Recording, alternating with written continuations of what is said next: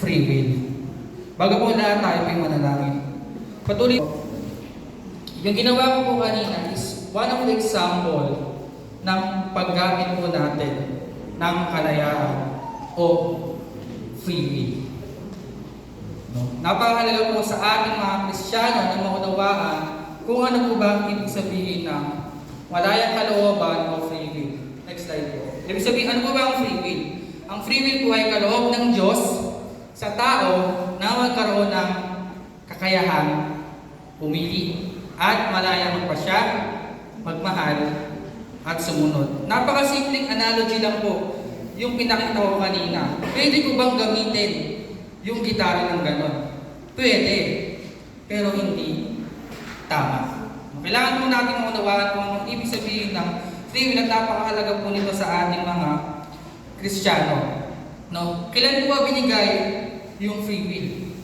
Ang free will po ay ibinigay na ng Diyos magmula ng likhain niya ang tao. Binigay na niya ang free will magmula pa ng likhain niya ng tao. Ano bang sinabi niya kila Eva at Adan?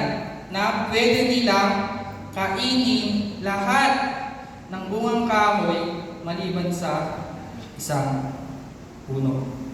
Meron silang choice. Meron silang kalayaang pumili. Gagawin nila o hindi. Panahon ni Noah, binigyan niya ng pagkakataon yung mga tao na mag-repent before the flood. Free will again. Panahon ni Abraham,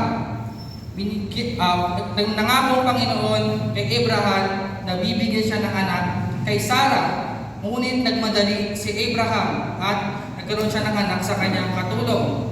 Kalooban ba yun ng Diyos? Kagustuhan yon ng tao. Free will na naman.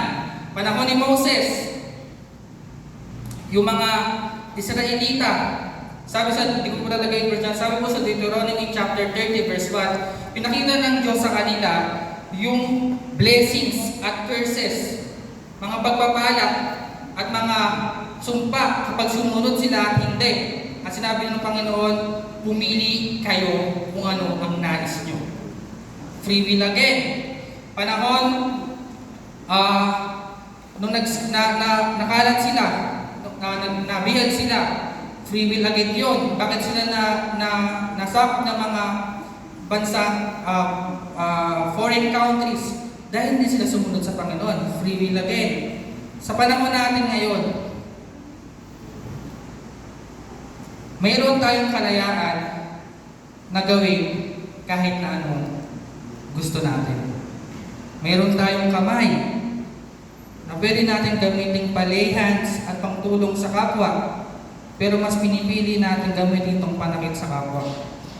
Meron tayong dila na meron tayong kalayaang magpuri sa Panginoon, pero ginagamit natin panglain sa ating kapwa. Meron tayong malayang isip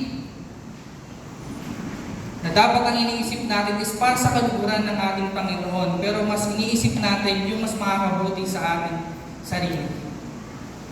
Yun yung kagandahan ng free will. At yun din yung counter ng pagiging malaya natin.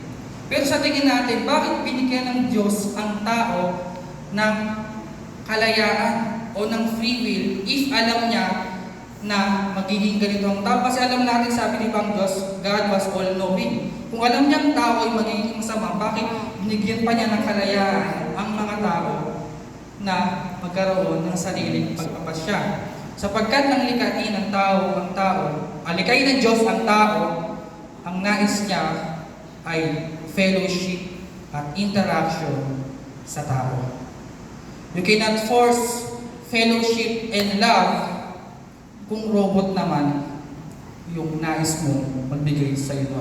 Di nais ng Panginoon na bigyan tayo ng gawin tayong robot at gawin kung ano lang yung nais ng Diyos. Ang nais ng Diyos is magkaroon tayo ng kakayahang pumili, magkaroon ng kalayaan magpasya, pagmahal at sumunod sa Kanya na hindi pinipersa. That's the